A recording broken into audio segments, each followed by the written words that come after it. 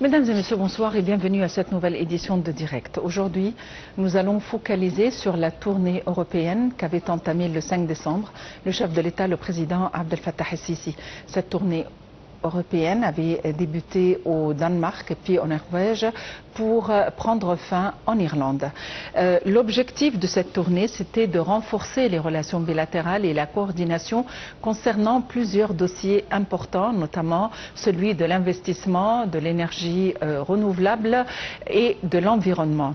Il faut dire que le président Abdel Fattah el-Sisi a regagné le Caire après une tournée, cette tournée européenne qu'il avait menée, comme on l'a mentionné, au Danemark, en Norvège et en Irlande.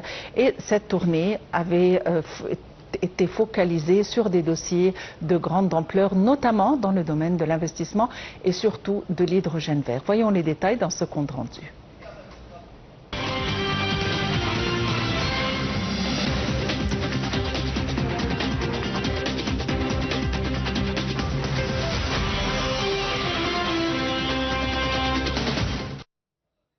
Le président Abdel Fattah el-Sisi avait entamé le 5 décembre une tournée européenne qu'il a menée au Danemark, en Norvège et en République d'Irlande. Cette visite a pour objectif principal de renforcer la coopération et la coordination entre l'Égypte et les pays européens, précise un communiqué de la présidence. Au cours de sa visite au Danemark, qui a duré 2 jours, le président el-Sisi a participé avec le roi Frédéric X au forum d'affaires égypto-danois, au cours duquel il a été notamment question de renforcer la coopération économique et les investissements entre les deux pays. Le président el-Sisi a également tenu plusieurs réunions avec le Premier ministre danois et le président du Parlement danois. Le président el-Sisi et le roi Frédéric du Danemark ont inauguré les travaux de la conférence économique égypto-danoise à Copenhague. Les deux parties ont signé une déclaration conjointe visant à élever les relations égypto-danoises au niveau d'un partenariat stratégique.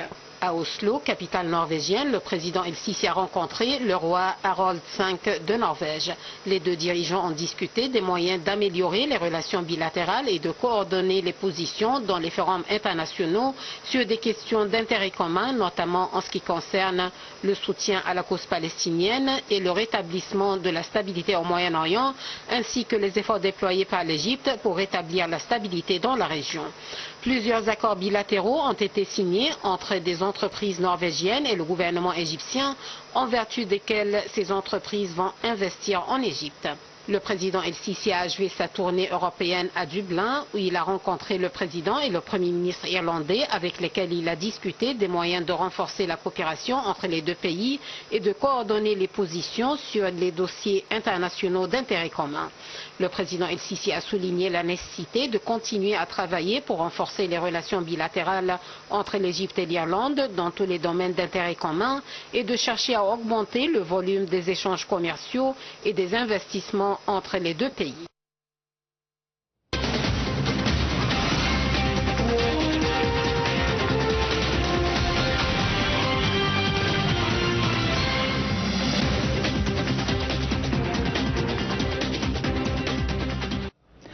Et pour nous donner plus d'éclaircissements, nous avons le plaisir d'avoir en ligne son Excellence, Monsieur l'ambassadeur Mahmoud Azzat.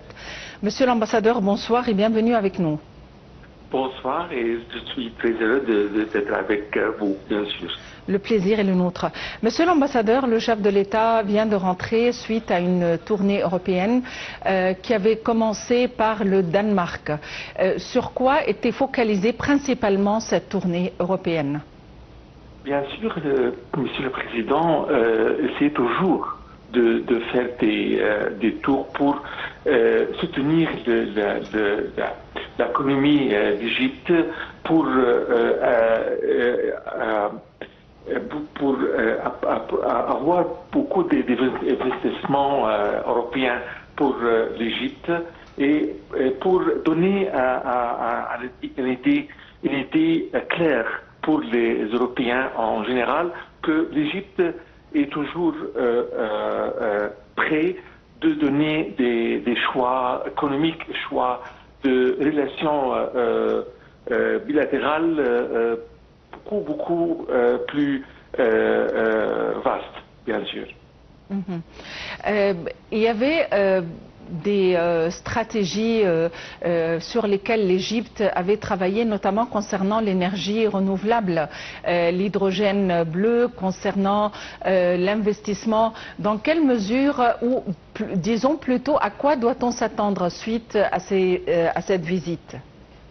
La visite, bien sûr, va aider les projets d'Égypte pour faire l'énergie, comment dirais-je, vert, pour essayer de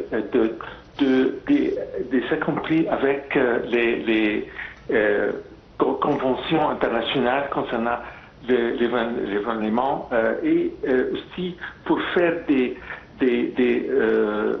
projets en Égypte ici pour transférer l'expérience scientifique pour bien sûr donner beaucoup d'assistance pour les secteurs de l'énergie en Égypte. Il faut dire que les deux parties ont signé des déclarations selon lesquelles les relations égypto-danoises étaient élevées au rang de partenariat stratégique. Comment peut-on lire ça? Que veut dire élevé au rang de partenariat stratégique? C'est excellent, bien sûr, d'avoir quelque chose pareil pour faire toujours d'être un partenariat stratégique avec l'Europe et avec les pays européens et donner un exemple très excellent pour les autres pays en voie de développement et faire toujours des voies pour les pays en voie de développement bien sûr développer les relations économiques, les relations culturelles même avec l'Europe. Pour le Danemark, la Norvège et tous les pays nordiques, l'Égypte est le portail et le seuil de l'Afrique et des pays arabes. Dans quelle mesure ce partenariat pourrait être bénéfique à ces pays nordiques? Les pays nordiques ont toujours besoin d'avoir des relations claires avec les pays africains, les pays asiatiques et puis en général les pays en voie de développement. Et ce projet d'avoir les relations des pays nordiques avec l'Afrique à travers l'Égypte comme la porte pour l'Afrique, pour la porte pour les autres pays africains, ça donne beaucoup d'expérience et espérance aussi pour avoir des assistances financières et assistances économiques pour les pays africains. Et l'Égypte, quelles sont les attentes que l'Égypte doit avoir suite à cette tournée? C'est-à-dire ce partenariat, dans quelle mesure il est dans l'intérêt de l'Égypte? C'est très important, très important et très excellent d'avoir ce partenariat stratégique avec l'Égypte parce que si on a ce genre de relations avec les pays avec stratégie, ça veut dire que il y aura beaucoup des projets, beaucoup d'investissements européens en Égypte et aussi pour les autres pays qui ont en voie de développement. Excellence, Monsieur l'ambassadeur Mahmoud Aizad, je vous remercie infiniment pour votre intervention. Lors de sa visite en Norvège, le chef de l'État avait évoqué la stratégie nationale de l'Égypte visant à accroître la dépendance aux sources d'énergie renouvelable. Et ce, lors d'un entretien en marge de sa visite à Oslo avec les patrons des sociétés norvégiennes. Voyons les détails dans ce compte rendu de Rim Samir et Aïchel.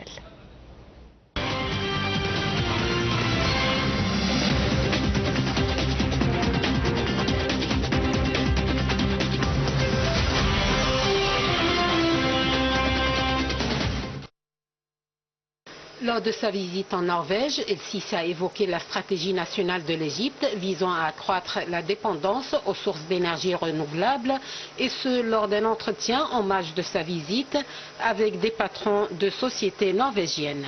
Il s'agit des présidents exécutifs de la société d'énergie renouvelable Empower, de l'entreprise de liquéfaction de gaz Golar, de l'agence norvégienne pour la coopération au développement NORAD et de l'association d'affaires norvégienne africaine. L'Égypte envisage de développer le secteur de l'énergie renouvelable qu'elle considère comme une priorité au vu de ses potentialités, que ce soit des sources d'énergie renouvelable ou encore des infrastructures, a fait savoir le président. Il a également valorisé la coopération entre l'Égypte et les sociétés norvégiennes dans l'investissement vert. Lors d'un entretien avec les présidents exécutifs des sociétés norvégiennes Scatec et Yara et le Fonds norvégien pour les pays en développement, en marge de sa visite officielle en Norvège, le chef de l'État a affirmé que l'Égypte s'efforçait de devenir un hub énergétique vert dans la région et veiller à soutenir tous les projets de ce secteur. Le programme ambitieux de développement économique mené par l'Égypte, l'importance qu'elle accorde à l'autonomisation du secteur privé, à l'attrait davantage d'investissements étrangers directs et au soutien des sociétés étrangères dans le pays ont fait l'objet de discussions, a déclaré le porte-parole de la présidence Mohamed El-Shenawi.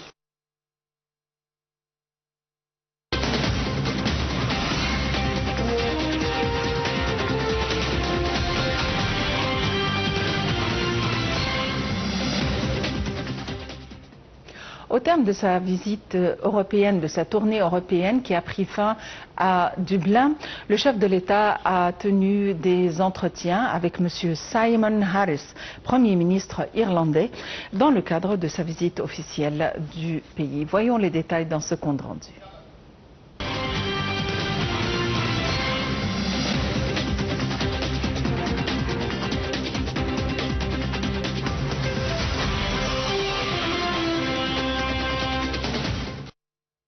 Le président Abdel Fattah el-Sisi a rencontré M. Simon Harris, Premier ministre irlandais, dans le cadre de sa visite officielle en République d'Irlande lors de sa tournée européenne.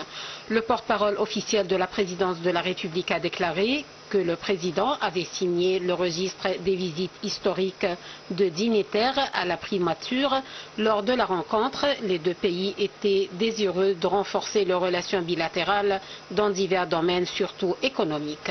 Les deux parties ont également convenu de prendre des mesures concrètes pour bénéficier des expertises technologiques irlandaises dans les secteurs de l'industrie, des communications, de l'agriculture et de l'environnement, de manière à atteindre les objectifs et les aspirations des deux peuples amis, ainsi que leurs intérêts communs. Le porte-parole officiel a ajouté que la réunion avait porté aussi sur la situation dans la région du Moyen-Orient, où les efforts égyptiens pour parvenir à un cessez-le-feu et l'acheminement des aides humanitaires dans la bande de Gaza sans condition ni obstacle ont été examinés, tout en mettant l'accent sur la nécessité de prévenir l'escalade ou l'extension du conflit. Pour sa part, le Premier ministre irlandais a exprimé son appréciation pour le rôle historique de l'Égypte à soutenir la cause palestinienne et le peuple palestinien, saluant les efforts inlassables et sages de l'Égypte pour calmer la situation et restaurer la stabilité au Moyen-Orient.